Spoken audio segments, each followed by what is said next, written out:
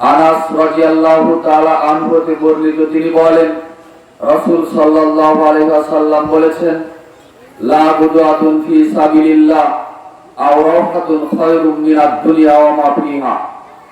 আল্লাহর রাস্তায় যে বান্দা একটা সকাল অথবা একটা বিকাল ব্যয় করবে, এই সারা পৃথিবীতে যা সম্পদ আছে তার চাইতেও মহা সম্পদ সে পাবে। বলুন সুবহানাল্লাহ। হাদিসটি আছে সহিহুল বুখারীর 3য় খণ্ড 2792 নম্বর হাদিস। হাদিসটি আছে মিশকাতুল মাসাবি 4th খণ্ড 3792 নম্বর হাদিস।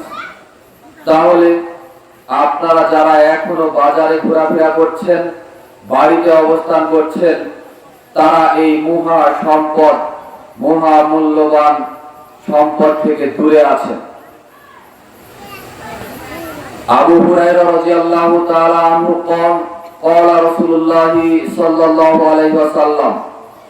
আবু হুরায়রা রাদিয়াল্লাহু তাআলা আনহু হতে বর্ণিত, তিনি বলেন, ইন্নাল্লাহা তাআলা ইয়াকুল ইয়া ইবনা আদম, নিশ্চয় আল্লাহ রাব্বুল আলামিন আদম সন্তানকে ডেকে বলে, হে আদম সন্তান।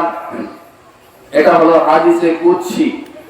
আল্লাহ ডেকে বলছেন যে, হে আদম সন্তান, তাফাররগলি ইবাদত, তোমরা আমি আল্লাহর রাস্তায় ইবাদতের জন্য একটু সময় বের করো। যদি করো তাহলে আমি আল্লাহ তোমাদেরকে 2টি পুরস্কার দিব। 2টি পুরস্কারের 1 নাম্বার পুরস্কার হলো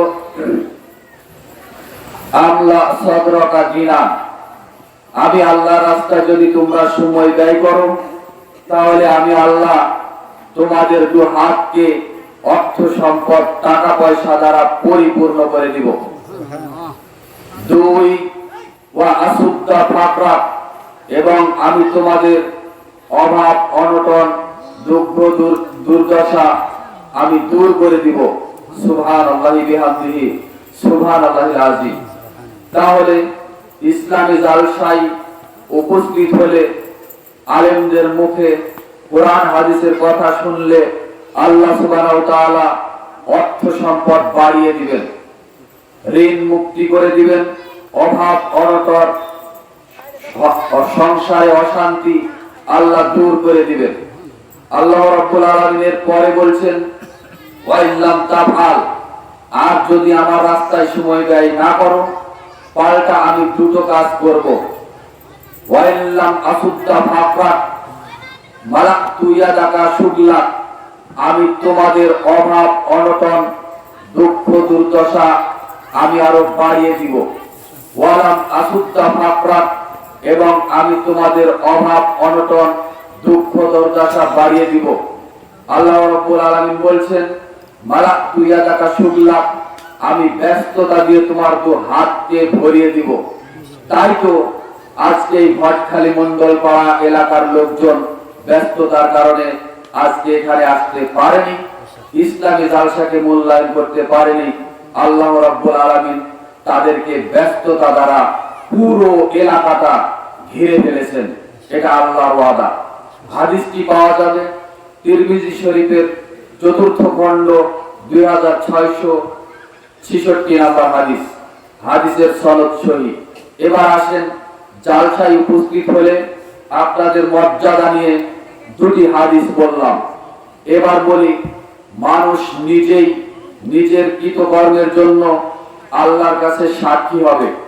সম্মানিত মা ও বোন, আপনারা যারা পর্দার আড়ালে আছেন, মেহেরবানি করে কান খোলা রেখে আলোচনা শোনার চেষ্টা করবেন। আপনাদের কিছু না কিছু উপকার করবই ইনশাআল্লাহ, এটা আমি বিশ্বাসী। কেননা আপনাদের কণ্ঠস্বর, আপনাদের আওয়াজ পুরুষ মানুষ শুনতে পাবে, বুঝতে পারবে, এরকম তেমন একটা নিয়ম নীতি ইসলামী শরীয়তে আমরা পাই না। যদিচ আমাদের দেশটা নারী নেতৃত্বের আন্ডারে চলে, আমরা আপনাদের আন্ডারে আছি, সুতরাং আপনারা যা বলেন আমরা তাই শুনি। আর মঞ্চের সামনে এসে কোন রকম কটু মন্তব্য বক্তব্য এই সেই করবেন না। যারা বাচ্চা নিয়ে এসেছেন বাচ্চাদেরকে সাবধানে রাখেন। সম্মানিত দিনী ভাই ও বোন, এবার বলছি যে মানুষ নিজেই নিজের কৃতকর্মের জন্য সাক্ষী হবে। আল্লাহ সুবহানাহু ওয়া তাআলা বলেন, আল-ইয়াওমা নাখতিমু আলা আফওয়াহিহিম, আজ আমি তাদের মুখে মোহর মেরে দিব বিচারের দিন। আল্লাহ সুবহানাহু ওয়া তাআলা বলছেন, মানুষের মুখে আমি তালা লাগিয়ে দিব। মানুষ কথা বলতে চাইবে কিন্তু কথা বলার সুযোগ দেওয়া হবে না। তার কৃতকর্মের সাক্ষী সে নিজেই দিবে। আল্লাহ সুবহানাহু ওয়া তাআলা বলছেন, আল-ইয়াওমা নাখতিমু আলা আফওয়াহিহিম, আজ কঠিন বিপদের দিন আমি আল্লাহ মানুষের মুখে মোহর মেরে দিব। আজে বাজে কথা কাজকর্ম দুনিয়ার বুকে যেভাবে করত সেভাবে আজকে আমি আল্লাহর সামনে আর করতে পারবে না। তার মুখে আমি তালা মেরে দিব। ওয়া তুকাল্লিমুনা আইদিহিম, তাদের হাত আমি আল্লাহর সাথে আজকে কথা বলবে। ওয়া তাশহাদু আরজুলুহুম বিমা কানু ইয়াকসিবুন, তাদের পা তাদের কৃতকর্মের জন্য সাক্ষ্য দিবে। অত্র আয়াতটা ভেবে দেখুন, আল্লাহ সুবহানাহু ওয়া তাআলা মানুষের মুখে তালা মেরে দিবেন, মোহর মেরে দিবেন। হাত আল্লাহর কাছে তার সম্পর্কে কথা বলবে, আর মানুষের পা মানুষের কৃতকর্মের জন্য সাক্ষ্য দিবে। কেননা হাত দ্বারা কথা বলানো হবে, আর পা দ্বারা মানুষ কোথায় গিয়ে কোন পাপ কাজ করেছে, কোথায় চুরি ডাকাতি করেছে, কোথায় জেনা ব্যভিচার করেছে, কার জমির আইল ফেলেছে, কোথায় এ পা দিয়ে দুনিয়ার জমিনে হেঁটে বাড়িয়েছে অন্যায় কাজে, কে গানের আড্ডায় গেছে, কে যাত্রার মঞ্চে গেছে, কে কোথায় গিয়ে অশ্লীল নাটক সিনেমা দেখেছে, গান শুনেছে। এই সমস্ত করার জন্য তার শরীরের দুটি পা লাগে। এই পায়ের মাধ্যমেই মানুষ বিভিন্ন অন্যায়ের কাজে যায়, যার কারণে পা আল্লাহর কাছে সাক্ষী প্রদান করবে। সূরা আলে ইমরান 65 নম্বর আয়াত। মহান আল্লাহ অন্যত্র বলেন, ইয়াওমা তাশহাদু আলাইহিম আলসিনাতুহুম, যেদিন তাদের বিরুদ্ধে সাক্ষ্য দিবে তাদের জিহ্বা, ওয়া আইদিহিম, তাদের হাত, ওয়া আরজুলুহুম বিমা কানু ইয়ামালুন, আর তাদের পা তাদের কৃতকর্মের জন্য আমি আল্লাহর কাছে সাক্ষ্য দিবে। সূরা আন-নূর 24 নম্বর আয়াত। আগে যে আয়াতটি বললাম সেটা সূরাতুল ইয়াসিন 65 নম্বর আয়াত। অত্র আয়াতগুলি দ্বারা প্রমাণিত হয় যে মানুষের হাত মানুষের মুখে মোহর মারা থাকবে, মানুষের হাত এবং মানুষের পা তাদের নিজ নিজ দুনিয়ার কৃতকর্মের জন্য সাক্ষ্য প্রদান করবে। মহান আল্লাহ অন্যত্র বলেন, ওয়া ইয়াওমা ইউসারু আ'দাউল্লাহি ইলান নারি ফাহুম ইউজাউন, যেদিন আল্লাহর শত্রুদেরকে জাহান্নামের দিকে সমবেত করা হবে, সেদিন তাদেরকে হাঁকিয়ে নিয়ে যাওয়া হবে বিভিন্ন দলে দলে জাহান্নামের দিকে। সূরা ফুসসিলাত 19 নম্বর আয়াত। মহান আল্লাহ বলেন, হাত্তা ইজা মাজাউহা শাহিদা আলাইহিম সামউহুম, শেষ পর্যন্ত যখন তারা জাহান্নামের নিকটে পৌঁছবে তখন তারা যা করত সে সম্পর্কে তাদের কান, ওয়া আবসারুহুম, তাদের চক্ষু, ওয়া জুলুদুহুম, তাদের গায়ের চামড়া, বিমা কানু ইয়ামালুন, সব কিছুই তাদের বিরুদ্ধে নিজ নিজ অঙ্গ প্রত্যঙ্গ আল্লাহর কাছে সাক্ষ্য প্রদান করবে। সূরা ফুসসিলাত 20 নম্বর আয়াত। এরপরে তারা আরো বলবে ওয়া ক্বালু লিজুলুদিহিম লিমা শাহিদতুম আলাইনা, জাহান্নামীরা তাদের চামড়াকে বলবে, আমাদের বিরুদ্ধে কেন তোমরা সাক্ষ্য দিচ্ছ? ক্বালু আনতাকাল্লাহু আল্লাযী আনতাকা কুল্লা শাইইন, তখন গায়ের চামড়া মানুষের শরীরের চামড়া নিজ নিজ চামড়া আল্লাহর কাছে বলবে, আজ আল্লাহ আমাদেরকে কথা বলার শক্তি দিয়েছেন, যিনি আজকে সবগুলোকেই কথা বলার শক্তি দিয়েছেন। অর্থাৎ বিচারের মাঠে আপনার আমার মুখে যদি আল্লাহ তালা মেরে দেন, তাহলে আমাদের দেহের চামড়া, আমাদের চক্ষু, আমাদের কান, আমাদের হাত আমাদের পা যত অঙ্গ প্রত্যঙ্গ আছে নিজ নিজ দেহের অঙ্গ প্রত্যঙ্গ আল্লাহ সুবহানাহু ওয়া তাআলার কাছে সাক্ষী প্রদান করবে। ওয়া আল্লাহ খালাকাকুম আউওয়ালা মাররাতিন ওয়া ইলাইহি তুরজাউন। তিনি প্রথমবার আল্লাহ সুবহানাহু ওয়া তাআলা তিনি প্রথমবার তোমাদেরকে সৃষ্টি করেছেন এবং তার কাছেই তোমাদেরকে ফিরিয়ে নেওয়া হবে। সূরা ফুসসিলাত 21 নম্বর আয়াত। সম্মানিত দিনী ভাই ও বোন, ভালো করে কান খোলা রেখে কিছু কথা শুনুন। কালেকশনের মাহফিল অবশ্যই কালেকশন করব, দয়া করে আলোচনার মধ্যে বিঘ্নিত ঘটাবেন না। যত কালেকশন দরকার আমি সেই বিষয়ে আগাবো ইনশাআল্লাহ। আপনারা কি শুনতে রাজি আছেন? ইনশাআল্লাহ। ইনশাআল্লাহ। আল্লাহ তৌফিক দান করুন, আমরা বলি আল্লাহুম্মা আমিন। এরপরে ওয়ামা কুনতুম তাস্তাতিরুনা আইয়াসহাদা আলাইকুম সামউকুম। আল্লাহ সুবহানাহু ওয়া তাআলা আর কোরআনুল কারীমে বলছেন যে দুনিয়াতে তোমরা কিছুই গোপন করতে না এই বিশ্বাসে যে তোমাদের কান, ওয়ালা আবসারুহুম তোমাদের চক্ষু, ওয়ালা জুলুদুকুম তোমাদের গায়ের চামড়া তোমাদের বিরুদ্ধে সাক্ষী দিবে না, এটাই তোমরা দুনিয়াতে মনে করে চলতে। ওয়ালাকিন জানানতুম আন্নাল্লাহা লা ইয়ালামু কাসীরাম মিম্মা তা'মালুন। বরং তোমরা যা মনে করতে যে আমাদের শরীরের চামড়া, হাত, পা কোনো কিছুই সাক্ষ্য দিবে না, তোমরা যা মনে করতে যা করো অনেক কিছু সম্পর্কে আল্লাহ সুবহানাহু ওয়া তাআলা জানেন না। নাউযুবিল্লাহ মিন যালিক। যদি আল্লাহ সম্পর্কে আল্লাহ বিচার করবেন, বিচারের সামনে আমাদেরকে উপস্থিত হতে হবে, কাঠগড়ায় দাঁড়াতে হবে, এইটা যদি আমরা দুনিয়াতে মনে করতাম তাহলে হয়তোবা আমরা আল্লাহর ভয়ে ভীত থাকতাম, অন্যায় অশ্লীল বেহুদা আল্লাহ দ্রোহী কাজের সাথে আমরা জড়িত হতাম না। অধিকাংশ মানুষ এরকমই মনে করে দুনিয়াতে চলে যে হয়তোবা আমার কোনো হিসাব নিকাশ, আমি যে পাপ কাজ করছি, সমাজে যেভাবে চলছি, মানুষের উপরে জুলুম নির্যাতন করছি, অন্যের হক নষ্ট করে খাচ্ছি, এটা আল্লাহর কাছে হিসাব দিতে হবে না। আমি যেভাবে গোপন ভাবে দুনিয়াতে করলাম ওইভাবেই গোপন থাকবে, এভাবেই মানুষ মনে করে চলে। মূলত এ কারণেই তাদের আরো শাস্তি বেশি হবে। আল্লাহ সুবহানাহু ওয়া তাআলা অন্যত্র বলেন, ওয়া যালিকুম যন্নুকুমুল্লাযী যানানতুম বিরাব্বিকুম আরদাকুম। তোমাদের এই ভুল ধারণায় যা তোমরা তোমাদের প্রতিপালক সম্পর্কে পোষণ করতে, তোমাদেরকে আজকে ধ্বংস করেছে। ফা আসবাহতুম মিনাল খাসিরিন। ফলে তোমরা আজকে জাহান্নামীদের মধ্যে দাখিল হয়ে গেছো। সূরা ফুসসিলাত 23 নম্বর আয়াত।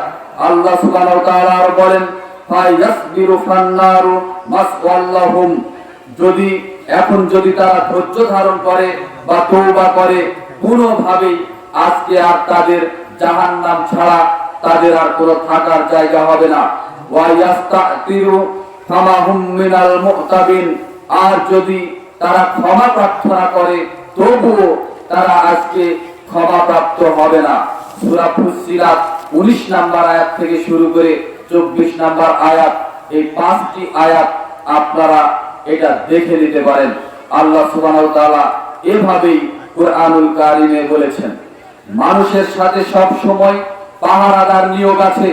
মানুষ যেমন দুনিয়াতে এমপি, মন্ত্রী, প্রধানমন্ত্রী, জজ, ব্যারিস্টার এদের সামনে যেমন পাহারাদার থাকে, সিকিউরিটি গার্ড থাকে, তেমনি মানুষ যদি দুনিয়ার জীবনে চলাচল করে, পৃথিবীতে তাকে মাতৃগর্ভে রূহ ফুৎকার দেওয়ার পরে আমাদের পিছনে আল্লাহ সুবহানাহু ওয়া তাআলা তার পক্ষ থেকে পাহারাদার নিয়োগ করে রেখেছেন। মহান আল্লাহ বলেন, লাহু মুআক্কিবাতুম মিন বাইনি ইয়াদাইহি ওয়া মিন খালফিহি ইয়াহফাজুনাহু মিন আমরিল্লাহ। মানুষের সামনে এবং পিছনে পাহারাদার নিয়োগ করা আছে, যারা আল্লাহর হুকুম মোতাবেক এদেরকে রক্ষণাবেক্ষণ করে। এরা দুনিয়াতে কে কোন কর্ম করছে, কি কাজ করছে, নেকির কাজ করছে নাকি পাপের কাজ করছে, আমলে সালেহ করছে না শিরকি আমল করছে না বিদআতি আমল করছে, এই সবগুলো পর্যবেক্ষণ করার জন্য আল্লাহ সুবহানাহু ওয়া তাআলা তাদের পিছনে পাহারাদার নিয়োগ করে রেখেছেন। 24 ঘন্টা।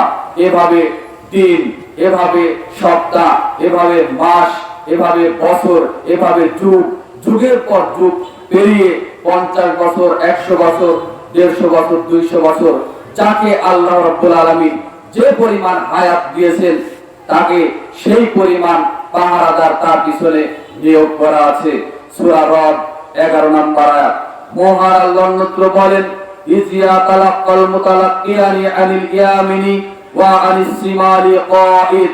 দুজন সম্মানিত ফেরেশতা, দুজন সম্মানিত লেখক ফেরেশতা মানুষের ডানে এবং বামে, দুই কাঁধে, তারা কাঁধেই থাকবে এটা নয়, মানুষের ডানে এবং বামে তাদেরকে তাদের আমল লিপিবদ্ধ করার জন্য, আমল যাচাই করার জন্য মানুষের সাথে সদা তৎপর দুজন ফেরেশতা এই পাহারাদার আল্লাহ রাব্বুল আলামিন নিয়োগ দিয়ে রেখেছেন।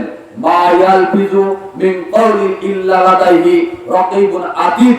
মানুষ যে কথাই উচ্চারণ করে, মানুষ যেই বাক্য উচ্চারণ করে, তৎক্ষণাৎ এই দুই সম্মানিত লেখক ফেরেশতা তৎক্ষণাৎ খাতা কলমে ওনারা লিখে ফেলেন। বলুন সুবহানাল্লাহ। মানুষের নিজ ইচ্ছায় চলার মতো কোন সুযোগ পৃথিবীতে নাই। একটাই ভাবে আপনি চলতে পারেন যে আমলে সালেহ করার প্রতিযোগিতা, নেক আমল করার প্রতিযোগিতা আপনি করতে পারেন। দান সাদাকা করতে পারেন, 5 ওয়াক্ত সালাত আদায় করতে হবে, অন্যান্য হজ যাকাত যত ধরনের নেক কাজ আছে এই কাজগুলি করার প্রতিযোগিতা আপনার ইচ্ছা মতো আপনি যদি করেন, ফেরেশতারা আপনার আমলনামায় নেকি লিখবে, তারা আর পাপ লেখার সুযোগ পাবে না। সূরা কফ 17 এবং 18 নম্বর আয়াত। মহান আল্লাহ অন্যত্র বলেন, ওয়া ইন্না আলাইকুম লাহাফিজুন। অবশ্যই তোমাদের উপরে নিযুক্ত আছে তত্ত্বাবধায়ক দুজন ফেরেশতা, তারা সব সময়ের জন্য লিপিবদ্ধ করছে। ইয়ালামুনা মা তাফআলুন। তারা জানে তোমরা যা করো। যদি দুনিয়ার জমিনে নেকির কাজ করো এটাও ফেরেশতারা জানে, যদি খারাপ পাপের কাজ করো এইটাও ফেরেশতারা জানে। সূরাতুল ইনফিতর 10, 11 এবং 12 নম্বর আয়াত। মহান আল্লাহ নূত্র বলেন, ওয়া কুল্লা ইনসানিন আলসামনাহু তাইরাহু ফি উনুকিহি। আমি প্রত্যেক মানুষের ভাগ্য তার নিজের কাঁধেই ঝুলিয়ে রেখেছি। অর্থাৎ ভালো মন্দ মানুষ যেটা করবে তার নিজের আকল, বিবেক, জ্ঞান দ্বারাই করবে। এটা ভাগ্য আমি মানুষের কাঁধে ঝুলিয়ে রেখেছি। আর মানুষ এ কারণেই ভালো মন্দ যেই কাজ করবে এটা তার নিজের উপরেই বর্তাবে। ওয়া নুখরিজু লাহু ইয়াওমাল কিয়ামাতি কিতাবান ইয়ালকাহু মানসুরা। আর কিয়ামতের দিন তার জন্য আমি এক কিতাব বের করব যাকে সে উন্মুক্ত অবস্থায় পাবে। এই কিতাব বলতে কুরআনুল কারীম নয়, এই কিতাব বলতে পুরো হাদিসের কিতাব নয়, এই কিতাব বলতে মানুষের নিজের দুনিয়ার জিন্দেগিতে 50-100 বছরের যে হায়াতে জিন্দেগিতে আল্লাহ দান করেছিলেন এই হায়াতের একটা খাতা। অর্থাৎ এই কিতাবটা আল্লাহ রাব্বুল আলামিন মানুষের সামনে উন্মুক্ত করে দিবেন। সূরা বানী ইসরাঈল 13 নম্বর আয়াত। আল্লাহ রাব্বুল আলামিন অন্যত্র বলেন, এই কিতাব বের করার পরে যখন বান্দার কাছে এই খাতা, তার জীবনের আমলনামা যখন তাকে দেওয়া হবে তখন বলা হবে, ইকরা কিতাবাকা কাফা বিনাফসিকাল ইয়াওমা আলাইকা হাসিবা। তাকে বলা হবে, আজকে তোমার কিতাব তুমি পাঠ করো, তুমি নিজেই আজকে তোমার নিজের বিচারের জন্য তুমি নিজেই যথেষ্ট। অর্থাৎ দুনিয়াতে যে কর্ম করেছিলে, আমল করেছিলে, ভালো করো অথবা মন্দ করো, দুইটি আমলই তোমার এই বিস্তারিত লম্বা খাতায় লিপিবদ্ধ করা আছে। তুমি নিজেই তোমার আমলনামা আজকে দেখো, আজকে পড়ো, পড়ে তুমি নিজেই সিদ্ধান্ত দাও তুমি জান্নাতে যাওয়ার হকদার না জাহান্নামে যাওয়ার হকদার। বান্দাকে এভাবেই আল্লাহ রাব্বুল আলামিন বলবেন। সূরা বানী ইসরাঈল 14 নম্বর আয়াত। মহান আল্লাহ অন্যত্র বলেন, ওয়া নাজুল মাওয়াজিনাল কিসতা লিয়াউমিল কিয়ামা। আর কিয়ামতের দিন আমি আল্লাহ ন্যায় বিচারের একটা মানদণ্ড স্থাপন করব। ফালা তুজলামু নাফসুন শাইআ। আর কারো প্রতি সামান্য পরিমাণ জুলুম, অত্যাচার আমি আল্লাহ বান্দার উপরে করব না। ওয়া ইন কানা মিসকালা হাববাতিন মিন খারদালিল আতাইনা বিহা, কর্ম যদি একটা সরিষার দানা সমপরিমাণ হয় তবুও আমি আল্লাহ মানুষের সামনে উপস্থিত করব, হাজির করব। ওয়া কাফা বিনা হাসিবিন, হিসাব গ্রহণে আমি আল্লাহ নিজেই যথেষ্ট। বলুন সুবহানাল্লাহ। সেখানে দুনিয়ার হিসাব নিকাশ, বিচার বিশ্লেষণ করার জন্য যেমন বিভিন্ন ধরনের আপনার উকিল মুক্তার, বিভিন্ন ধরনের সাক্ষীর প্রয়োজন হয়, বিচার নেওয়ার সময়, বিচার করার সময় হিসাব নেওয়ার জন্য আল্লাহর কোনো সাক্ষীর দরকার হবে না, যদিও আল্লাহ রাব্বুল আলামিন একাধিক সাক্ষী উপস্থিত করতে সক্ষম। আর আল্লাহ নিজেই হিসাব গ্রহণে যথেষ্ট, এই বরত্ব তিনি নিজেই ঘোষণা করে দিয়েছেন। সূরা আম্বিয়া 47 নম্বর আয়াত। আল্লাহ রাব্বুল আলামিন অন্যত্র বলেন, ওয়া উজি আল কিতাবু ওয়া উজি আল কিতাবু ফাতারাল মুজরিমিনা মুশফিকিনা মিম্মা ফিহি, যখন বিচারের মাঠে অপরাধীদের আমলনামা হাজির করা হবে তখন তাদেরকে ভীত অবস্থায়, ভীত আতঙ্কিত অবস্থায় মানুষকে দেখতে পাবে। আল্লাহ রাব্বুল আলামিন আরো বলেন, ওয়া ইয়াকুলুনা ইয়া ওয়ালাইতানা মালি হাযাল কিতাব লা ইউগাদিরু সাগীরা ওয়ালা কাবীরা, আর তারা সে সময় এই ভীত সন্ত্রস্ত অবস্থায় তারা বলবে, কি আশ্চর্য ধরনের খাতা, কি আশ্চর্য ধরনের একটা কিতাব। এখানে দুনিয়ার জিন্দেগিতে যত ছোট ছোট আমল করেছিলাম, যত ছোট ছোট পাপ করেছিলাম, যত ছোট ছোট নেকির কাজ করেছিলাম, এই সবগুলোই এই খাতার মধ্যে লিপিবদ্ধ আছে। এক আশ্চর্য ধরনের খাতা। বান্দা নিজেই নিজের এই কিতাব দেখে, খাতা দেখে আশ্চর্য হয়ে এই সমস্ত কথাগুলো বলবে। সূরা কাহাফ 49 নম্বর আয়াত। মহান আল্লাহ অন্যত্র বলেন, ইয়াউমা ইযিন তুহাদ্দিসু আখবারাহা, ইয়াউমা ইযিন তুহাদ্দিসু আখবারাহা। আল্লাহ রাব্বুল আলামিন বলছেন, কিয়ামতের দিন জমিন আল্লাহর কাছে সাক্ষ্য দিবে। অর্থাৎ এই যে জমিনে আমরা আল্লাহর নাফরমানি বান্দা হিসেবে দুনিয়াতে চলি, যত অন্যায় কাজ করি না কেন, পাপের কাজ করি না কেন, যেখানে যেই অপরাধের সাথে জড়িত, এই জমিন আল্লাহর কাছে টপ টপ টপ টপ করে সাক্ষ্য দিবে। জমিন কথা বলবে যে এই বান্দা অমুক স্থানে বসে এই পাপ করেছিল। আজকেও যদি এই মাহফিলের উদ্দেশ্যে এখানে আসার পর কোন এই ভটখালি মন্ডল পাড়ার এলাকার কোন মানুষ যদি এখানে একটা অন্যায় কাজ করে, এই ভটখালি মন্ডল পাড়ার এই জমিন আল্লাহর কাছে বলবে, আল্লাহ তোমার অমুক বান্দা এই মাহফিলে এসে এই পাপ কাজ করেছিল। জমিন তখন কথা বলবে, মানুষের মুখে, ওই বান্দার মুখে তো তখন মোহর মেরে দেওয়া আছে। সম্মানিত দিনী ভাই, যা বলছিলাম, সম্মানিত দিনী ভাই যা বলছিলাম, মহান আল্লাহ অন্যত্র বলেন, ইয়াউমা ইযিন তুহাদ্দিসু আখবারাহা, কিয়ামতের দিন জমিন আল্লাহর সাথে সাক্ষ্য দিবে, জমিন কথা বলবে। সূরা জিলজাল 4 নম্বর আয়াত।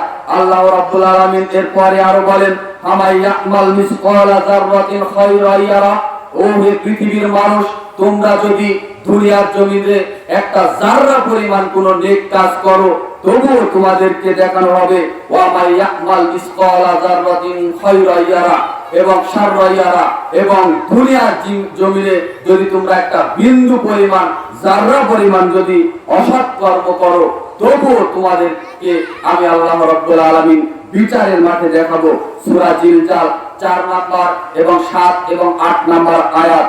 তাহলে বোঝা যাচ্ছে যে দুনিয়াতে যদি কোনো মানুষ অসৎ কর্ম করে বা নেক কর্ম করে, এক জাররা পরিমাণও যদি হয়, এক সরিষার দানা পরিমাণও যদি হয়, আল্লাহ রাব্বুল আলামিন বিচারের মাঠে আল্লাহ রাব্বুল আলামিন যার যার আমলনামা তার কাছে উপস্থাপন করবেন।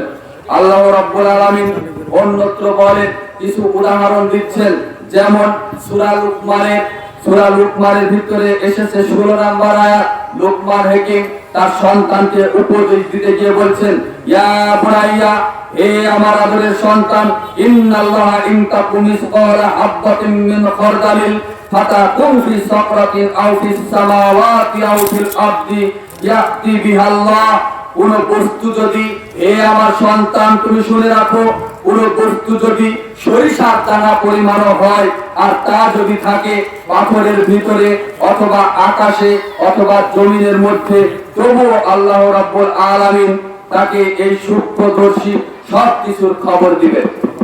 সম্মানিত দিনী ভাই ও বোন, যা বলছিলাম যে আমরা বিচারের মাঠে আল্লাহ রাব্বুল আলামিন, আমরা দুনিয়াতে যে যা আমল করব আল্লাহ রাব্বুল আলামিন তা আমাদের সামনে উপস্থিত করে দেখাবেন। আবু হুরায়রা রাদিয়াল্লাহু তাআলা আনহু বর্ণিত, সাহাবীরা বললেন, হে আল্লাহর রাসূল, কিয়ামতের দিন আমরা কি আল্লাহ রাব্বুল আলামিনকে দেখতে পাবো? তখন রাসূল সাল্লাল্লাহু আলাইহি সাল্লাম বললেন, হে সাহাবীরা, তোমরা কি ভরা পূর্ণিমার রাত্রিতে যখন চন্দ্র ঝকমক ঝকমক করে, এই চন্দ্রটা দেখতে কি তোমাদের কোনো অসুবিধা হয়? সাহাবীরা বললেন যে না, আল্লাহ, আমাদের কোনো অসুবিধা হয় না। তাহলে আল্লাহ রাব্বুল আলামিনকে বিচারের মাঠে ওই অবস্থাতে দেখতে পাবে তোমরা, যেমনটা আজকে তোমরা চন্দ্র দেখতে পাচ্ছ। বলুন সুবহানাল্লাহ। হঠাৎ করে একজন বান্দাকে আল্লাহ রাব্বুল আলামিন বিচারের সামনাসামনি দাঁড় করাবেন। দাঁড় করানোর পরে বলবেন, হে আমার বান্দা, আমি কি তোমাকে দুনিয়াতে স্ত্রী সন্তান এগুলোকে দান করিনি? বান্দা বলবে, হ্যাঁ আল্লাহ, আপনি আমাদেরকে দান করেছেন। দুনিয়াতে আমি কি তোমাদেরকে অর্থ সম্পদ, টাকা পয়সা, বাড়ি গাড়ি এগুলো কি দান করিনি? বান্দা তখন বলবে, হ্যাঁ আল্লাহ, আপনি দান করেছেন। অনেক নিয়ামতের কথা আল্লাহ রাব্বুল আলামিন ওই বান্দাকে বিচারের মাঠে স্মরণ করিয়ে দিবেন। বান্দা তখন মনে করে বলবে, হ্যাঁ আল্লাহ, আপনি আমাদেরকে এই সমস্ত নিয়ামত আপনি দান করেছেন, মর্মে স্বীকার করছি। তখন আল্লাহ বলবেন, হে আমার বান্দা, তুমি দুনিয়াতে থাকা অবস্থায় তুমি আমার দাসত্ব করনি, আমার গোলামি করনি, আমার ইবাদত বন্দেগী করনি। এত কিছু নিয়ামত দেওয়ার পরেও তুমি যেমন দুনিয়াতে আমাকে ভুলেছিলে, আজকে আমি আল্লাহ তোমাদেরকে ভুলে গেলাম। বলুন নাউজুবিল্লাহ। ওই বিচারের দিন যদি আল্লাহ ভুলে যায়, তাহলে আমাদের অবস্থা কি হবে? যেই ব্যক্তিকে, মূলত যেই বান্দাকে এইভাবে আল্লাহ রাব্বুল আলামিন কাছে ডেকে নিয়ে বিচার করবেন, সে হবে মহাপ্রতারক, মুনাফিক। এ ধরনের মানুষ হবে। আল্লাহ রাব্বুল আলামিন তাদেরকে জাহান্নাম দিবেন। জাহান্নামই তাদের জন্য বরাদ্দ রয়েছে। সহিহুল বুখারী 4437 নম্বর হাদিস। হাদিসটি পাওয়া যাবে মুসলিম শরীফের মধ্যে 2968 নম্বর হাদিস। হাদিসটি পাওয়া যাবে সহিহ তারগিব ওয়া তারহিব কিতাবের মধ্যে 3609 নম্বর হাদিস। হাদিসটি পাওয়া যাবে মুসনাদে আহমদ গ্রন্থের মধ্যে 7914 নম্বর হাদিস। হাদিসটি পাওয়া যাবে সহিহ ইবনু হিব্বানের মধ্যে 4642 নম্বর হাদিস। হাদিসটি পাওয়া যাবে মুস্তাদরাক লিল হাকিম এই কিতাবের মধ্যে 8736 নম্বর হাদিস। হাদিসটি পাওয়া যাবে মিশকাতুল মাসাবি 6ষ্ঠ খণ্ডের মধ্যে 5555 নম্বর হাদিস। কোন হাদিস?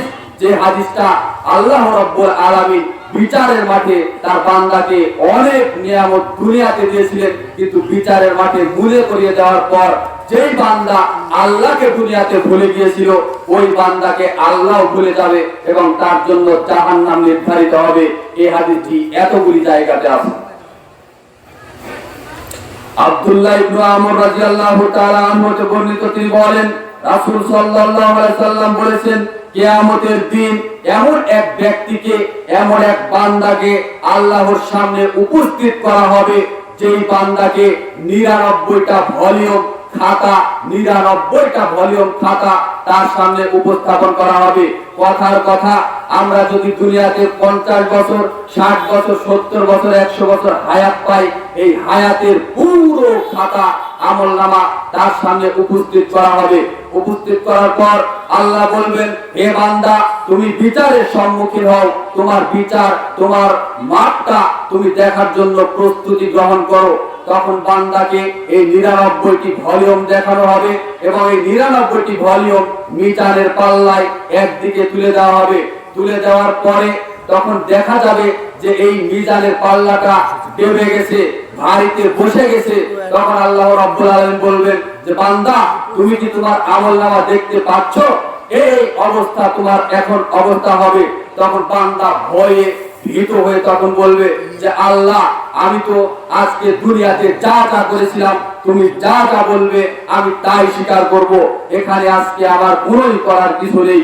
তখন আল্লাহ রাব্বুল আলামিন বলবে যে আমার কাছে তোমার একটা আমল জমা আছে, এইটা তুমি আজকে দেখার জন্য প্রস্তুতি হও। তখন মিজানের ওই আরেক পাল্লাতে সামান্য এক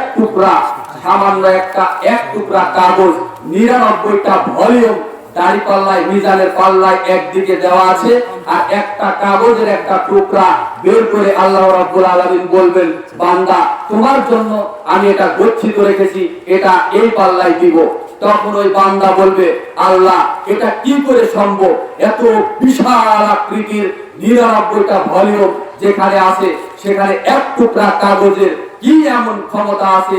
এর দ্বারা আমার কি এমন উপকার হতে পারে? অতএব আমি আজকে এই মিজান, এই পরিমাপটি আমি দেখবো না। আল্লাহ তোমার যা খুশি তুমি তাই করো।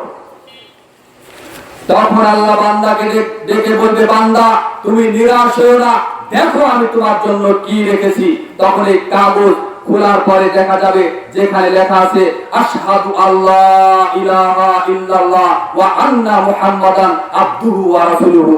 আমি সাক্ষ্য দিচ্ছি যে আল্লাহ ছাড়া প্রকৃত কোনো মাবুদ নেই এবং মুহাম্মদ রাসূলুল্লাহ সাল্লাল্লাহু আলাইহি সাল্লাম হলেন আল্লাহর প্রিয় বান্দা এবং তার রাসূল। এই কালেমা শাহাদাত এই এক টুকরা কাগজে লেখা আছে। এই কাগজটা আল্লাহ রাব্বুল আলামিন বিচারের আরেক পাল্লায় দেওয়ার সাথে সাথে এই যে 99টা ভলিউম, এই ভলিউমটা উপর দিকে জেগে যাবে, বলুন সুবহানাল্লাহ। মূলত আল্লাহর কালেমার সাথে, আল্লাহর শাহাদাতের কালেমার সাথে পৃথিবীর কোনো কিছুর তুলনা হতে পারে না। 7টা আসমান 7টা জমিন যদি এক দাড়ি পাল্লায়, মিজানের এক পাল্লায় দেওয়া হয়, আর কালেমা শাহাদাত যদি আরেক পাল্লায় দেওয়া হয়, ওই পাল্লাটাই ভারী হবে, এই পাল্লাটাই জেগে যাবে। মূলত কালেমা শাহাদাতের সাথে, আল্লাহর সাথে, আল্লাহ রাসূলের এই সাক্ষীর সাথে পৃথিবীর কোনো কিছু টিকতে পারবে না। এভাবে আল্লাহ রাব্বুল আলামিন ওই বান্দাকে জান্নাত দান করবেন, তাকে মুক্তি দান করবেন। আগের বান্দাকে জাহান্নামে নিক্ষেপ করা হলো, পরের বান্দাকে নিশ্চিত জাহান্নাম থেকে আবার আল্লাহ রাব্বুল আলামিন এই কালেমা শাহাদাত দ্বারা আল্লাহ রাব্বুল আলামিন বাঁচিয়ে তাকে জান্নাতে দিলেন। কত বড় পরম দয়াময় দাতা আল্লাহ রাব্বুল আলামিন আমাদের জন্য, এটা তার বান্দারা মূল্যায়ন করতে পারে না।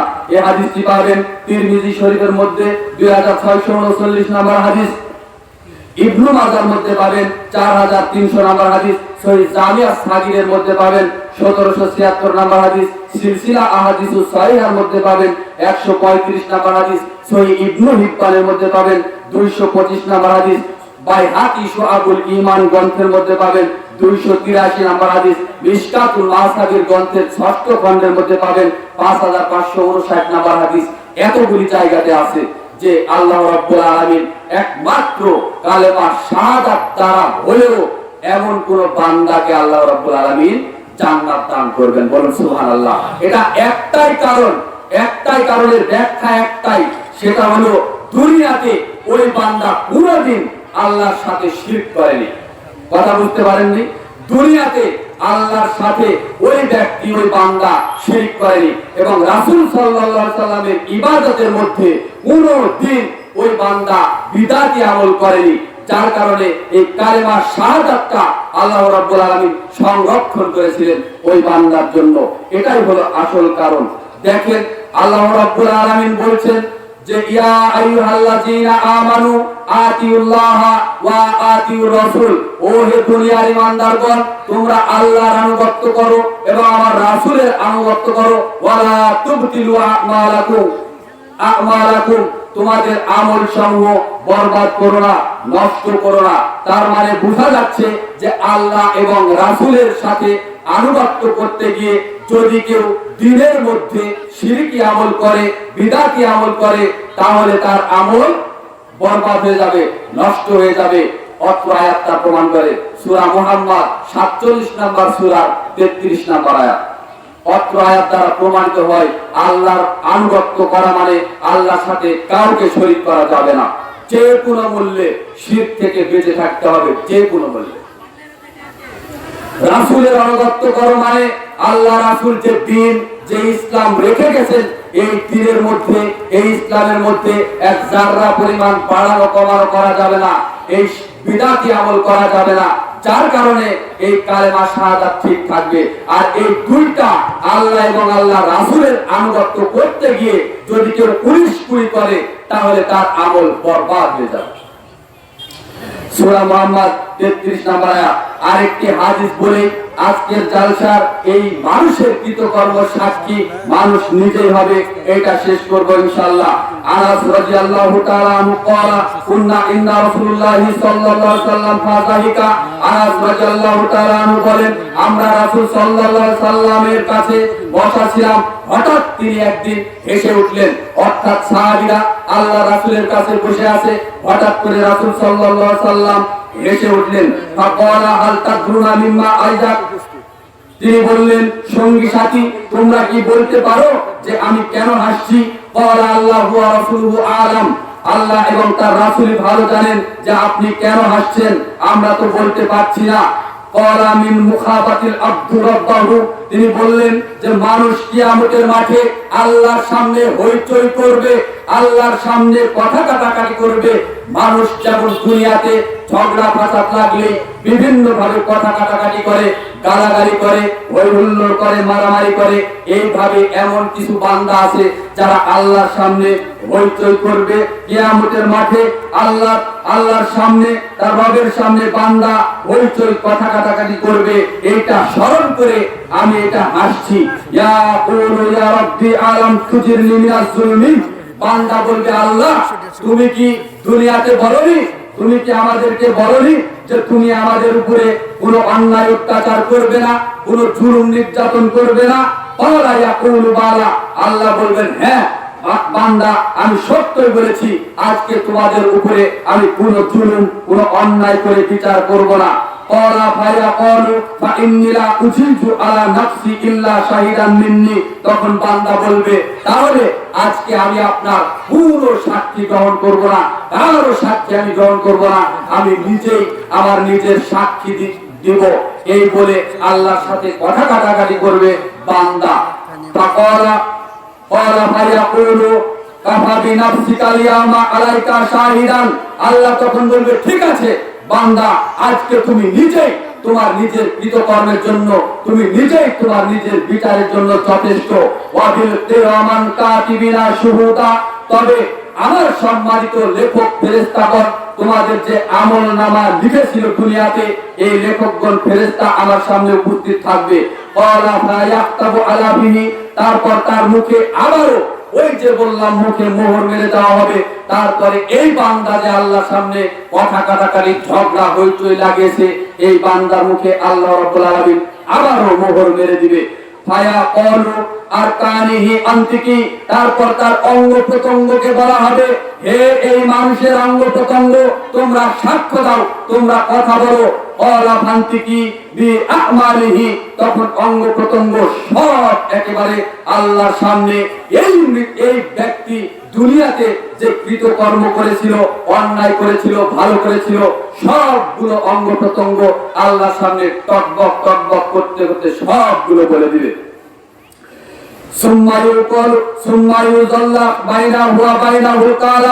এরপর তার মুখকে আবার স্বাভাবিক অবস্থায় খুলে দেওয়া হবে।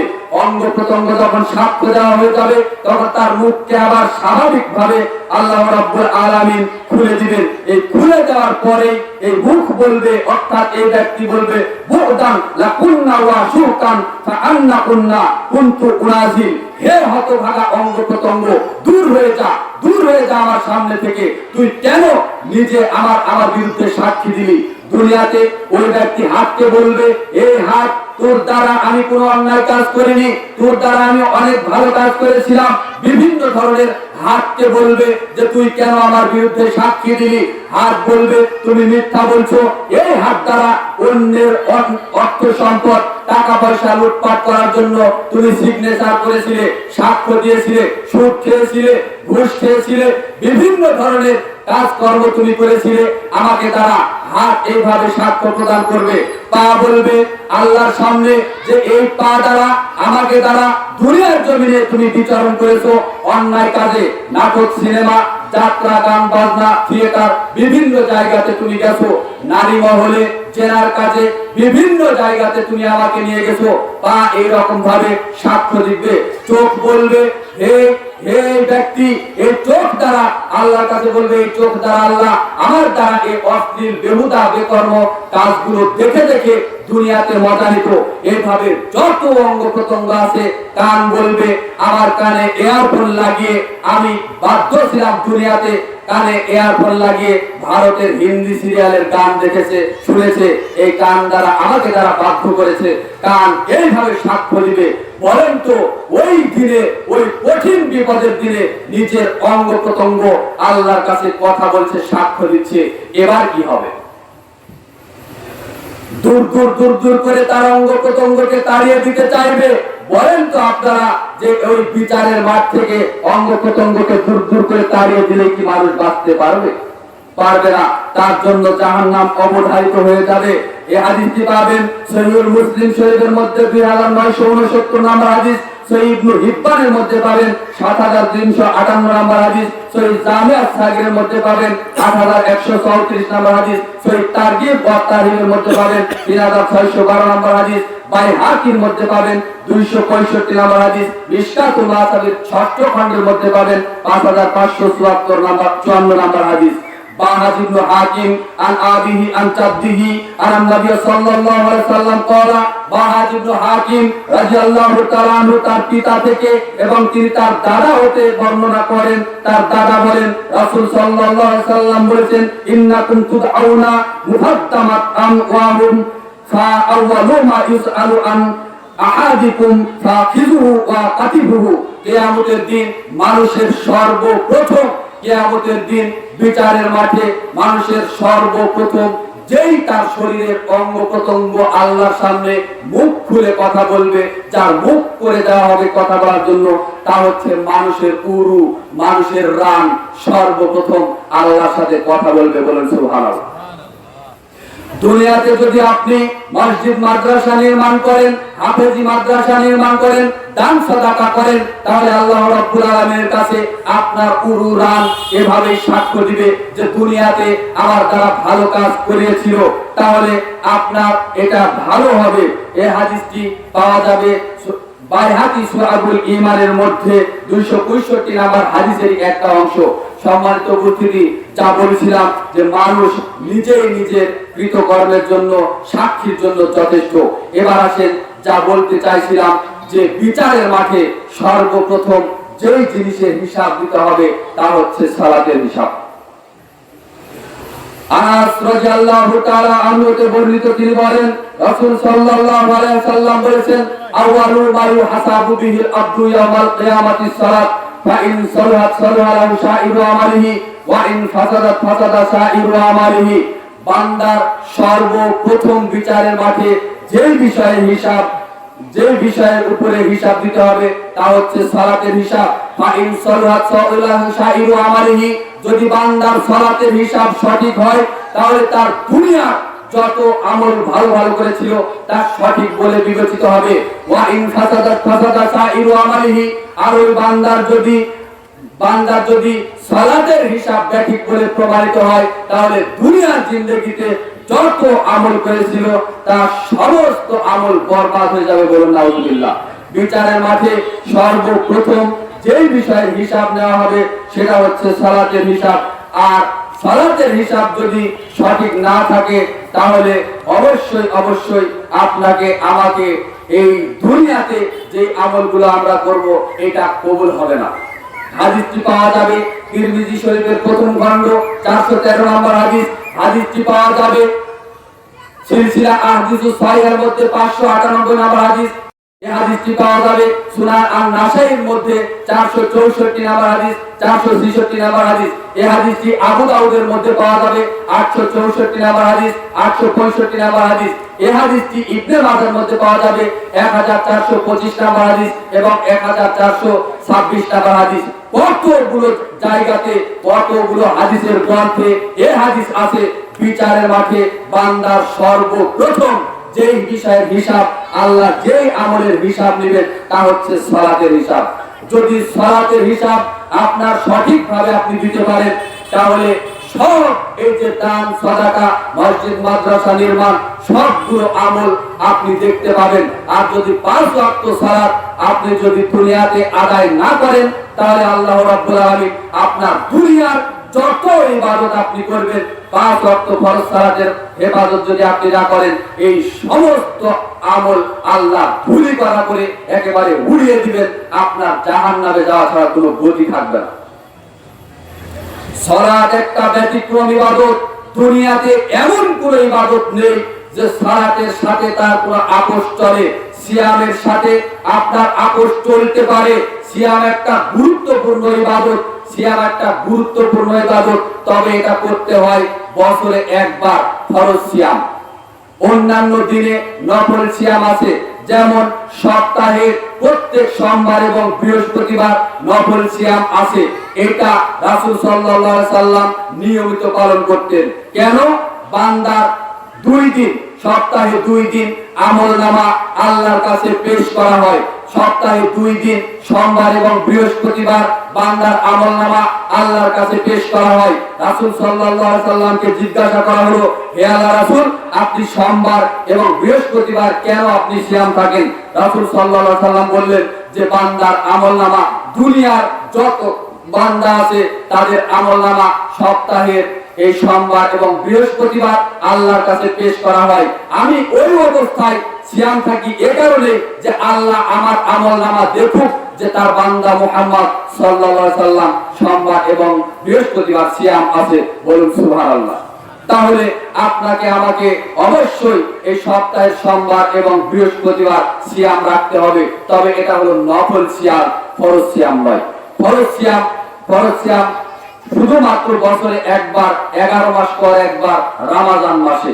সম্মানিত দিনী ভাই ও বোন, যা বলছিলাম এরকম ভাবে আশুরার সিয়াম আছে। আশুরার সিয়াম আছে 2টি বা 1টিও কেউ করতে পারে।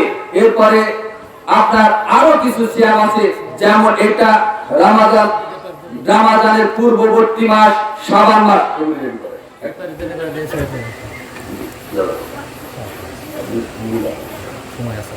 যেমন এটা কি মাস?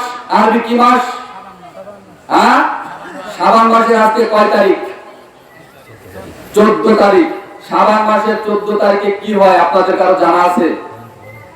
এই এলাকায় এই যে শাবান মাসের আজকে হলো সিয়াম, মানে সাহারি খাবে, সিয়াম পালন করবে, নফল সালাত আদায় করবে, ইত্যাদি ইত্যাদি। এই কাজগুলো এই এলাকায় আছে নাকি? আছে?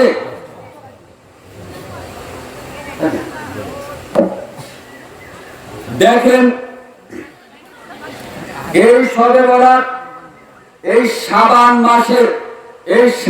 মাসের এই আমলগুলো মূলত করা হয়। এর ভিত্তি হলো 3টি। এক, মানুষ মনে করে যে শাবান মাসে একটা বরকতময় পূর্ণ রাত্রি আছে, এই রাত্রিতে কোরআন নাজিল হয়েছে। 2, পৃথিবীতে রূহগুলি যারা মানুষ মারা গেছে, যে সমস্ত মানুষ মারা গেছে তাদের রূহগুলি পৃথিবীতে এই মর্তে নেমে আসে। 3, এবং বান্দাকে আল্লাহ রাব্বুল আলামিন ক্ষমা করেন এবং আল্লাহ রাব্বুল আলামিন এই শাবান মাসের আজকে যে 14 তারিখ দিন গেল, রাত আসলো, অর্থাৎ এই রাত্রিতে আল্লাহ রাব্বুল আলামিন তার আরশ থেকে নেমে এই দুনিয়ার আসমানে এসে আল্লাহ রাব্বুল আলামিন বান্দাদেরকে ক্ষমা করে। এই 3টি নীতির কারণে মূলত এই শবে বরাত এটা চালু আছে। আরেকটা ইবাদত চালু আছে যে সালাতুল আলফিয়া নামক একটা সালাত আছে। এই রাতে সারা বাংলাদেশ, ভারত, পাকিস্তানের অন্তত মানে 16 আনা 10 আনা মুসলমান এই আমলগুলো আজকে করবে। কেন করবে? এর শরীয়তের ভিত্তি কি?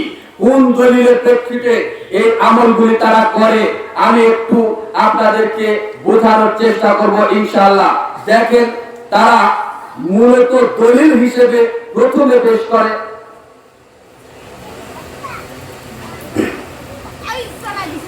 পেশ করে সূরা দুখান, 44 নম্বর সূরার 3 নম্বর এবং 4 নম্বর আয়াত।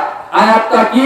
আল্লাহ রাব্বুল আলামিন বলছেন, ইন্না আনজালনাহু ফি লাইলাতুম মিন মুবারাকাতিন, আমি এই কোরআনকে নাজিল করেছি এক বরকতময় পূর্ণ রাতে, এবং এই রাতে বিভিন্ন কার্যাবলী স্থিরীকৃত হয়, কাজ কর্ম হয়। আল্লাহ রাব্বুল আলামিন সূরা দুখানের 3 এবং 4 নম্বর আয়াতে এটাই বলছেন। অথচ হাফেজ ইবনে কাসির রাহিমাহুল্লাহ আজ থেকে এই সূরা কদরের তাফসীর করতে গিয়ে হাফেজ ইবনে কাসির রাহিমাহুল্লাহ আজ থেকে 668 বছর পূর্বে তিনি বলেছেন যে বরকতময় পূর্ণ রাত্রিতে আল্লাহ কোরআন নাজিল করেছিল। তার মানে কোরআন তাহলে কোন রাত্রিতে নাজিল হয়েছিল? ওরা বলছে যে শবে বরাতের রাত্রিতে, অর্থাৎ আজকের রাত্রিতে কোরআন নাজিল হয়েছিল। তাহলে কোরআনকে যদি আমরা জিজ্ঞাসা করি, হে কোরআন, তাহলে তুমি বলো তো, আমরা সমস্যায় পড়ে গেলাম, তুমি কোন রাত্রিতে নাজিল হয়েছো? তখন কোরআনকে যদি আপনি প্রশ্ন করেন, কুরআনুল কারীম নিজেই বলবে, আমার ভিতরে একটা সূরা আছে সূরাতুল কদর, এই কদর পড়ে দেখো, তাহলে তার উত্তর পেয়ে যাবা। কদরে কি আছে? বিসমিল্লাহির রহমানির রহিম, ইন্না আনজালনাহু ফি লাইলাতিল কদর, নিশ্চয়ই আমি আল্লাহ কোরআন নাজিল করেছি লাইলাতুল কদরের রাত্রিতে। কি বলেন সাহেব, ঠিক কিনা? তাহলে লাইলাতুল কদরের রাত্রিতে কোরআন নাজিল করা হয়েছে। যদি এই কুরআনুল কারীমকে বলেন যে লাইলাতুল কদরের রাত্রিতে কোরআন নাজিল করা হলো, ঠিক আছে, কোন মাসে নাজিল করা হয়েছে এটাও যদি আপনি কোরআনকে প্রশ্ন করেন, কোরআন উত্তর দিবে যে সূরাতুল বাকারা 185 নাম্বার আয়াত খুলে দেখো, সেখানে এর দলিল আছে, শাহরুর রমাদানাল্লাযী উনজিলা ফীহিল কুরআন হুদাল লিন-নাস মিন বাইয়িনাতিন মিনাল হুদা, আমি এই কোরআনকে নাজিল করেছি বরকতময় পূর্ণ রাত্রিতে, লাইলাতুল কদরের রাত্রিতে, ঠিক আছে, কিন্তু এটা হলো রমাদান মাসে। বলুন সুবহানাল্লাহ। তাহলে রমাদান মাসে লাইলাতুল কদরের রাত্রি হয়। লাইলাতুল কদরের রাত্রি হলো বরকতময় পূর্ণ রাত্রি। লাইলাতুল কদরের প্রত্যেক এই রমাদান মাসের শেষ বেজুর যে দিন আছে, রাত আছে 21, 23, 25, 27, 29, এই প্রত্যেকটা রাতকে লাইলাতুল কদরের রাত বলা হয় এবং বরকতময় পূর্ণ রাত বলা হয়। আর এই রাত্রিতেই আল্লাহ রাব্বুল আলামিন কুরআনুল কারীম নাজিল করেছেন, আর সেটা মাস হলো রমাদান মাস। বলুন সুবহানাল্লাহ। তাহলে স্পষ্ট ভাবে কুরআনুল কারীম নিজেই তার নিজের ডকুমেন্টস দিয়ে দিল যে কুরআনুল কারীম নাজিল করা হয়েছে রমাদান মাসে। বলেন তো, এটা যদি শাবান মাস হয়, শাবানের পরের মাস রমাদান মাস। তারা আরো বলে থাকে যে এই যে শবে বরাতের হালুয়া এবং রুটি তৈরি করা হয়, ঘটা করে পালন করা হয়। আজকে সম্ভবত আগামী কালকে সারা বাংলাদেশ সরকারি ছুটি ঘোষণা করা হয়েছে। তার একটাই মাত্র কারণ যে শবে বরাত পালন করতে হবে, যার কারণে এই হালুয়া রুটি কেন খাওয়া হয়, কেন তারা খায়, নিয়ত একটাই যে উহুদের যুদ্ধের ময়দানে রাসূল সাল্লাল্লাহু আলাইহি সাল্লামের দান মোবারক শহীদ হয়েছিল, যার কারণে আল্লাহ রাসূল শক্ত কোনো খাবার খেতে পারেনি, হালুয়া এবং রুটি খেয়েছেন। এইটার সুন্নাত চালু করার কারণে তারা মূলত এই হালুয়া আর রুটি খায়। দেখেন, এখানে একটা কথা বলি, পৃথিবীর কোনো আলেম, পৃথিবীর কোনো মুহাদ্দিস, এমন কোন কিতাব লেখক যারা কোনো তাফসীর করেছেন, কোন একটা লেখক বলে যাননি যে এই উহুদের যুদ্ধ এই শাবান মাসে হয়েছিল। বরং তারা প্রত্যেকে যত সিরাত গ্রন্থ আছে, যত হাদিস গ্রন্থ আছে, যত তাফসীরের ভালো ভালো কিতাব আছে, তাফসীরে কুরতুবী, তাফসীরে জালালাইন, তাফসীরে ইবনে কাসির, প্রত্যেকটা এই সূরা দুখানের 43 এবং 44 নম্বর আয়াত এবং সূরা কদরের এই আয়াতগুলির তাফসীরে তারা বলেছেন যে এই আল্লাহ রাসূলের দান মোবারক শহীদ হয়েছিল উহুদের যুদ্ধের ময়দানে, এটা ঠিক, কিন্তু উহুদের যুদ্ধ হয়েছিল এই শাবান মাসের পরের মাসকে বলা হয় রমাদান মাস, রমাদান মাসের পরের মাসকে বলা হয় শাওয়াল মাস। এই শাওয়াল মাসের তৃতীয় হিজরিতে শাওয়াল মাসের 7 তারিখে শনিবার দিন সকালবেলা উহুদের যুদ্ধ অনুষ্ঠিত হয়। আর রাহিকুল মাকতুম এবং সিরাতুর রাসূল গ্রন্থ আপনারা পড়ে দেখবেন, আর রাহিকুল মাকতুম বিশ্বের সর্ববৃহৎ সিরাত গ্রন্থ এই কিতাবের মধ্যে বিস্তারিত বর্ণনা আছে। আমি দলিল দিলাম, আপনি তদন্ত করে দেখতে পারেন। আপনি অবশ্যই অজ্ঞ ব্যক্তি নন। আপনি শিক্ষিত হওয়ার পরেও যদি দলিল প্রমাণ তদন্ত না করতে পারেন তাহলে আপনাকে অজ্ঞ বলাই যেতে পারে। আপনি তদন্ত করে দেখবেন তাহলে কিসের ভিত্তিতে, কোন দলিলের ভিত্তিতে শবে বরাত পালন করা হয়। শবে বরাত পালন করছেন আজকে শাবান মাসের 14 তারিখ, অথচ উহুদের যুদ্ধ হয়েছিল আজ থেকে আরো 2 মাস পরে। যদি আল্লাহ রাসূলের সম্মানের জন্য যদি আপনাকে হালুয়া রুটি তৈরি করে খেতে হয় তাহলে আরো 2 মাস পরে খেতে হবে। শাওয়াল মাসের 7 তারিখে সকালবেলা আপনাকে হালুয়া রুটি খেতে হবে। যদি খেতে হয় 2 মাস পূর্বে হালুয়া রুটি খেয়ে আপনি আল্লাহ রাসূলকে ভালোবাসা দেখাচ্ছেন। এটা কি করে হতে পারে? অসম্ভব হতে পারে না। এগুলি নিঃসন্দেহে বেদাতি আমল। আজকের এই সালাতুল আলফিয়া, আজকের 100 রাকাত সালাতুল আলফিয়া নামক যে সালাত আজকে দুনিয়ার জন্য চালু করবে, ইবাদত করবে সারা রাত, এরা মূলত 5 ওয়াক্ত সালাতের ধার ধারে না। এরা সালাতুল আলফিয়া নামে এক শ্রেণীর যুবক প্রত্যেক রাকাতে সূরা ইখলাস, সূরা কদর 10 বার করে পড়বে। এরকম করবে সারা রাত, 100 রাকাত সালাত আদায় করবে। এই সালাত মূলত চালু হয়েছিল 448 হিজরিতে আল্লাহ রাসূলের ইন্তিকালের প্রায় 450 বছর পরে। বাইতুল মুকাদ্দাস, জেরুজালেমের রাজধানী, ফিলিস্তিনের রাজধানী জেরুজালেমে যে বাইতুল মুকাদ্দাস মসজিদ আছে, এই বাইতুল মুকাদ্দাস এর অজ্ঞ এই খতিবেরা সর্বপ্রথম 448 হিজরিতে এই সালাতুল আলফিয়া চালু করে বলে ইতিহাস দ্বারা পাওয়া যায়, দলিল দ্বারা পাওয়া যায়। এই 448 হিজরিতে এই সালাতুল আলফিয়া চালু করা হয়। তৎকালীন সময়ে ধর্মপ্রাণ মুসলমানগণ আল্লাহর গজবের ভয়ে, আল্লাহর অভিশাপের ভয়ে, আল্লাহর গজবে এই জমিন ধ্বংস হওয়ার ভয়ে এই জেরুজালেমের মসজিদ বাইতুল মুকাদ্দাস থেকে আল্লাহর তাকওয়াশীল পরহেজগার বান্দারা পালিয়ে গিয়ে জঙ্গলে আশ্রয় নিয়েছিল। যে কোনো মুহূর্তে আল্লাহর পক্ষ থেকে একটা ভূমিকম্প, একটা আযাব গজব এই এলাকায় নাজিল হতে পারে, যার কারণে তারা ভয়ে পালিয়ে গিয়ে জঙ্গলের মধ্যে আশ্রয় নিয়েছিল। তাহলে বোঝা গেল যে সালাতুল আলফিয়া নামক যে সালাত আছে এটা সর্বপ্রথম চালু হয়েছে জেরুজালেম, ফিলিস্তিনের রাজধানী জেরুজালেম। ওখানে যে বাইতুল মুকাদ্দাস মসজিদ আছে, এই মসজিদে সর্বপ্রথম এই শবে বরাতের এই সালাতুল আলফিয়া বা সালাতুল রাগায়েব এটা সর্বপ্রথম চালু হয়। ওই তখন থেকে, কেমন আছেন বসেন, ফালিয়া তাফাজ্জাল মাশকুরা। এই তখন থেকে এই সালাতুল আলফিয়া এই ভারত, বাংলাদেশের পাকিস্তানেরা লুফে নিয়ে এই আমলগুলো করছে।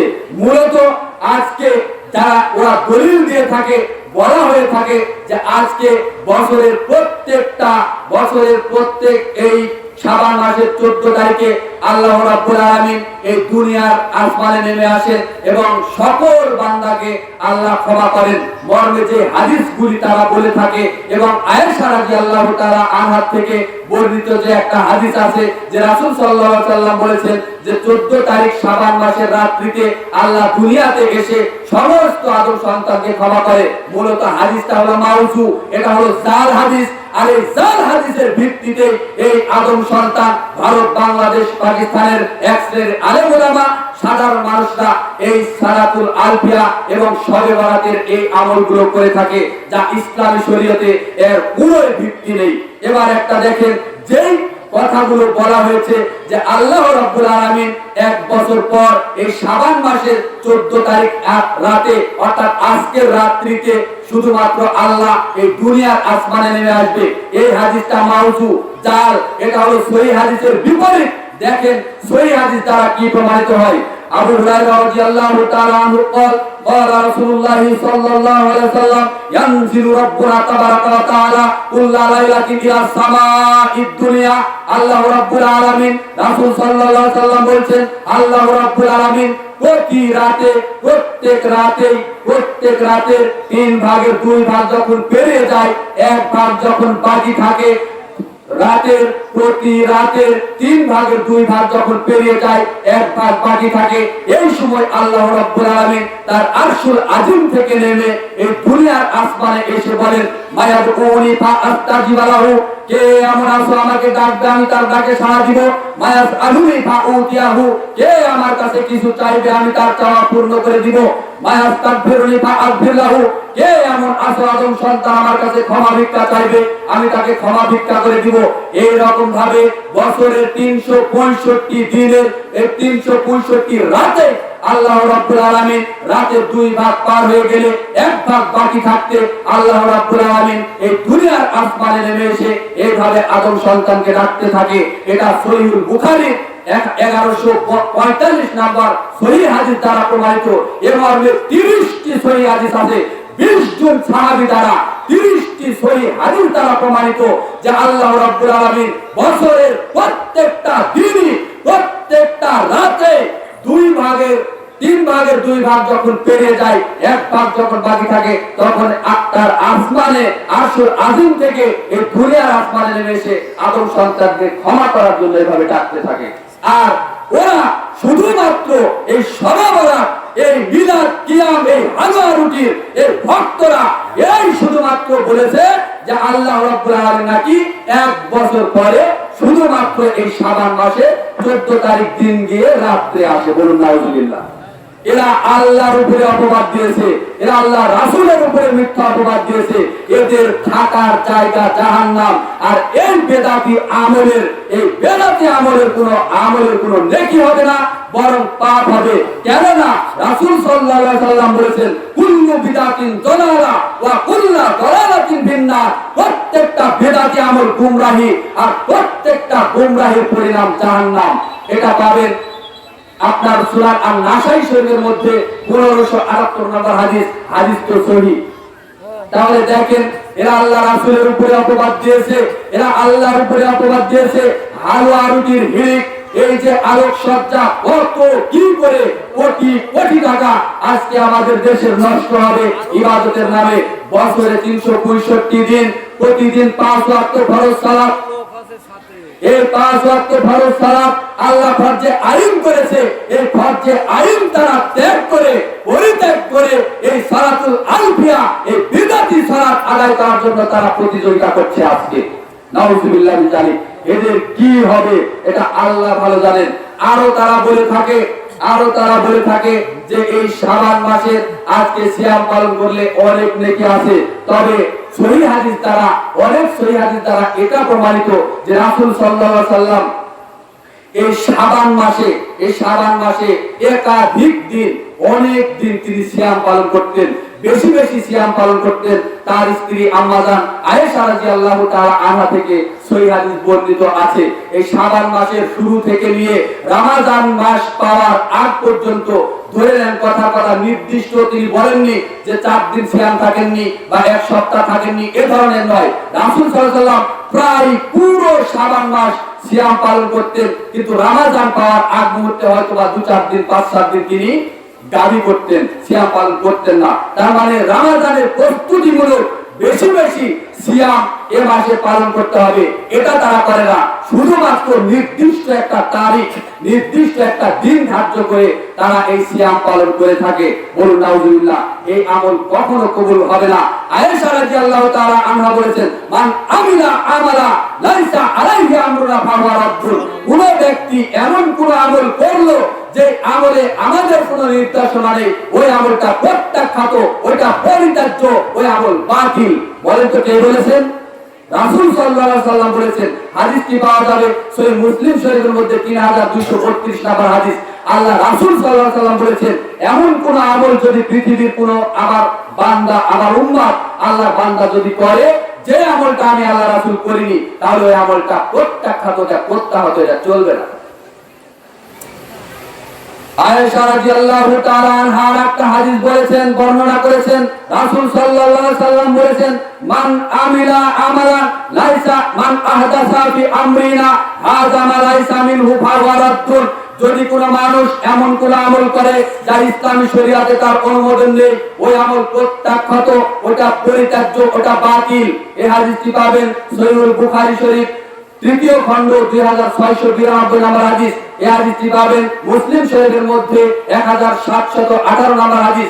এই হাদিসটি পাবেন মুসনাদে আহমদ গ্রন্থ, মুসনাদে আহমদ গ্রন্থের মধ্যে 40,000 হাদিস সংকলন করা আছে, তার 26,092 নম্বর হাদিস। এই হাদিসটি পাবেন মিশকাতুল মাসাবির প্রথম খণ্ডের মধ্যে 140 নম্বর হাদিস। বলেন তো, আল্লাহ রাসূলকে বৃদ্ধাঙ্গুলি দেখিয়ে তিনি যে আমল করেননি, যা করার নির্দেশ তিনি দেননি, এই আমল যদি তার উম্মত করে, বলেন তো তার আমল কবুল হবে? বলেন কবুল হবে? আল্লাহ রাসূলকে যদি আপনি বৃদ্ধাঙ্গুলি দেখান, তাহলে বিচারের মাঠে ওই কঠিন মুসিবতের দিনে, বিপদের দিনে আল্লাহ রাসূল সাল্লাল্লাহু আলাইহি সাল্লাম বলেছেন, সাহল ইবনে সাদ রাদিয়াল্লাহু তাআলা আনহু থেকে বর্ণিত, রাসূল সাল্লাল্লাহু আলাইহি সাল্লাম বলেন, বিচারের মাঠে আমাকে অনুমতি দেওয়া হবে। আল্লাহ রাব্বুল আলামিন বলবেন, হে আল্লাহ, হে আমার রাসূল, আপনি হাউজে কাউসারের দিকে দ্রুত গতিতে চলে যান, ওখানে গিয়ে আপনি এই বিপদের দিনে হাউজে কাউসার থেকে আপনি আপনার উম্মতদেরকে পানি পান করান। তখন আল্লাহ রাসূল দ্রুত গতিতে হাউজে কাউসারের কাছে যাবে। যাওয়ার পরে আল্লাহ রাসূল তার উম্মতদেরকে পানি পান করাতে থাকবে। যে ওই বিপদের দিনে 50,000 দুনিয়ার 50,000 বছর লম্বা এই দিনের সমান, ওখানকার একদিন হবে মাথার 1 মাইল উপরে, কামাদ্রিল মাইলিন, অর্থাৎ 1 মাইল উপরে, মাথার 1 মাইল উপরে সূর্য থাকবে।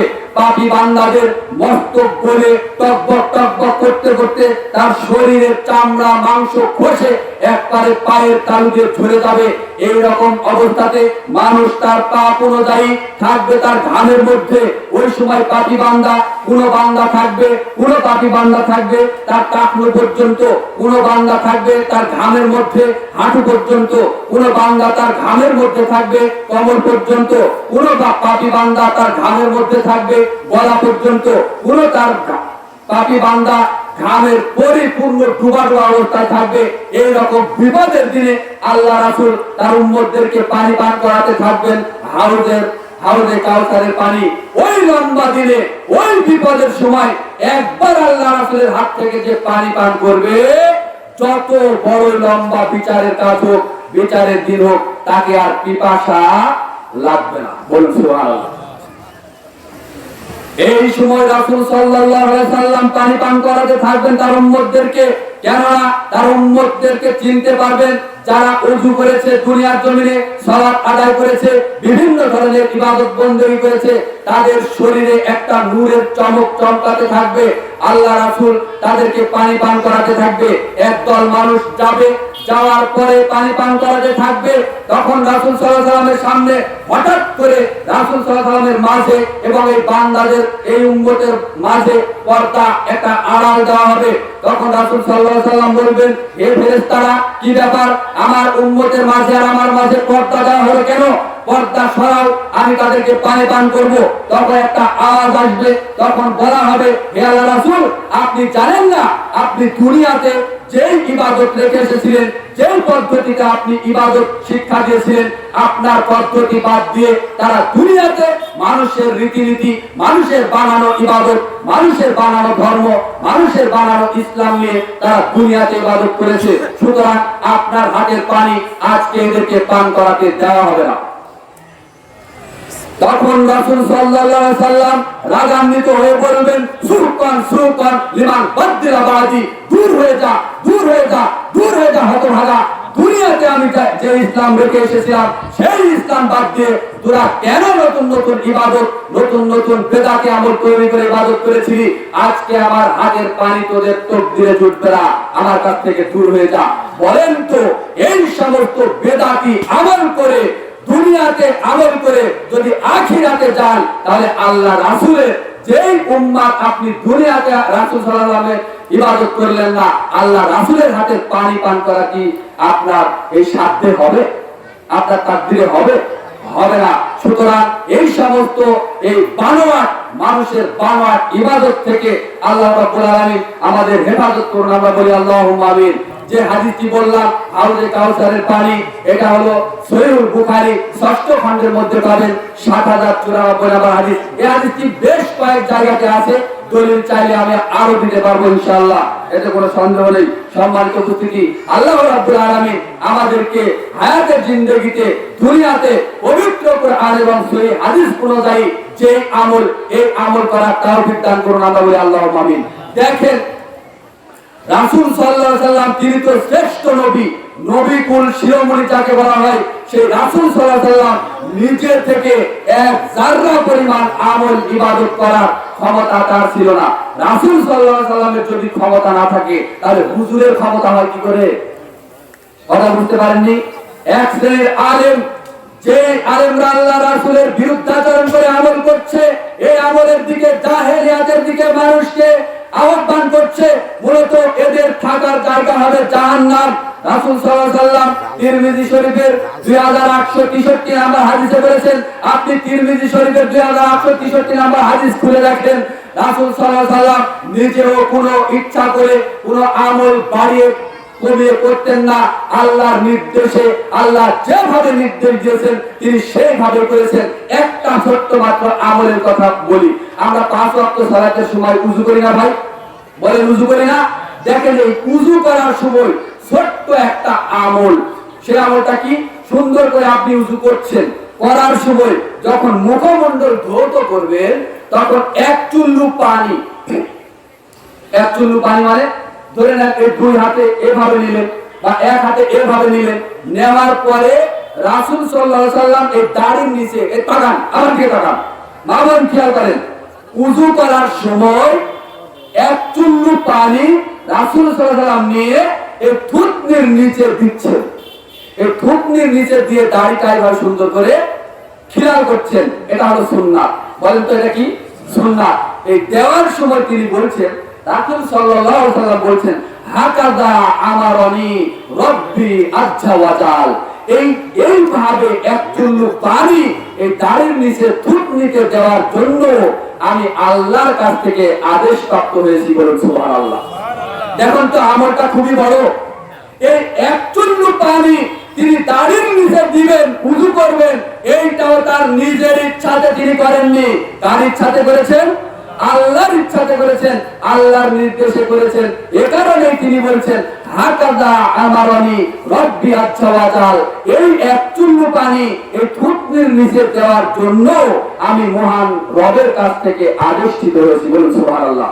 এই হাদিসটি পাবেন সুনান আবু দাউদের প্রথম খণ্ড 145 নম্বর হাদিস। সম্মানিত উপস্থিতি, যা বলছিলাম যে দুনিয়াতে পুরো আলেম, সে যত বড় ডিগ্রিধারী আলেম হোক, টুপি যতই লম্বা হোক, পাঞ্জাবি যত লম্বা হোক, জুব্বা যত লম্বা হোক, যদি আল্লাহ রাসূলের রীতিনীতির বাইরে যদি কোনো আমল করার জন্য মানুষকে আহ্বান করে, তাহলে রাসূল সাল্লাল্লাহু আলাইহি সাল্লাম বলেছেন, ফামান রাগিবা আন সুন্নতি ফালাইসা মিন্নি, ওই ব্যক্তি আমার উম্মতের দলভুক্ত হতে পারবে না। সহিহ বুখারী পঞ্চম খণ্ড 5063 নম্বর হাদিস। তাহলে কোথায় যাবেন আপনি? আল্লাহ রাসূলের বিরুদ্ধে আমল করে, আল্লাহ রাসূলের তরিকার বিরুদ্ধে আমল করে পৃথিবীতে কারো আমল টিকবে না। আল্লাহ রাব্বুল আলামিন ধুলি করার মতো বিচারের মাঠে আপনার আমল উড়িয়ে দিবেন। আলেম যত বড় হোক, আলেমরাই হলো সবচাইতে বড় গোমরাহি, আলেমরাই পথভ্রষ্ট। এক শ্রেণীর আলেম দ্বারা আল্লাহ রাব্বুল আলামিন জাহান্নাম উৎপাদন করবেন। কোন আলেম দ্বারা? যে আলেমদেরকে আল্লাহ দুনিয়াতে ইলম দান করেছিল, সেই ইলম অনুযায়ী নিজে আমল করেনি এবং সঠিক কথা জাতির কাছে প্রচার করেনি, যার কারণে এই আলেম দ্বারা জাহান্নাম আল্লাহ উৎপাদন করবেন। বলুন নাউযুবিল্লাহ। এক শ্রেণীর আলেম, আমি বক্তা, আমি যদি আপনাদেরকে ভুল পথে আহ্বান করি, তাহলে আল্লাহ রাব্বুল আলামিন বিচারের মাঠে আমার জন্য যে শাস্তি নির্ধারণ করে রেখেছেন, এটা আপনারা সাধারণ মুসলমান মুসল্লি, আপনাদের জন্য এরকম শাস্তি আল্লাহ করেননি। এক শ্রেণীর আলেমদেরকে ফেরেশতারা পাথর দিয়ে মেরে তার মাথা ফাটিয়ে চৌচির করে দিবেন। ফেরেশতারা যখন পাথর আনতে যাবে, তখন এদিকে এই আলেমের মাথা আবার ঠিক হয়ে যাবে, আবার পাথর আনতে যাবে, আবার মাথা ফাটিয়ে দেওয়া হবে, এইভাবে শাস্তি দেওয়া হবে কিয়ামত পর্যন্ত। এটা হলো এক শ্রেণীর আলেমদেরকে। রাসূল সাল্লাল্লাহু আলাইহি সাল্লাম কঠোর হুঁশিয়ারি দিয়ে বলেছেন, বাল্লিগু আন্নী ওয়ালাউ আয়াত, আমার একটা আয়াত পরিমাণ যদি তোমাদের কারো কিছু জানা থাকে, তাহলে এটা জাতির কাছে প্রচার করে দাও। বলেন তো কয়টি বলেছেন? 100টি? একটি আয়াত সম পরিমাণ বলেছেন। আর যদি এটা প্রচার করতে গিয়ে আমি নবীর বিরুদ্ধে যদি কোনো কথা বলে তাহলে তার থাকার জায়গা জাহান্নাম। সহিহুল বুখারী 3য় খণ্ড 3461 নম্বর হাদিস। এ ধরনের একাধিক হাদিস আছে। আল্লাহ রাসূল সাল্লাল্লাহু আলাইহি ওয়াসাল্লাম যে আমল করেনি সেটা যদি মানুষ করে, যে আলেম মানুষকে পথভ্রষ্ট করবে, অন্যদিকে আহ্বান করবে, তাদের থাকার জায়গা জাহান্নাম হবে। আমরা বড় বিপদে আছি, নিজেদের জন্য ভয় লাগে। কথা বললে হিসাব নিকাশ করে বলতে হয়। এ কারণে আল্লাহ সুবহানাহু ওয়া তাআলার কাছে বলি, আল্লাহ তুমি আমাকে জাতির সামনে সঠিক কথা বলার জন্য আমাকে তৌফিক দান করো। আগে আমাকে আমল করার তৌফিক দান করো, তারপরে সাধারণ মুসল্লিদেরকে তুমি এই মঞ্চে তৌফিক দান করো। আমরা বলি আল্লাহুম্মা আমিন। আমরা যেন দুনিয়ার জিন্দেগিতে পবিত্র কোরআন এবং সহিহ হাদিস এর উপরে আমল করে আল্লাহর কাছে যেতে পারি। আল্লাহ তুমি সেই তৌফিক দান করো। আল্লাহ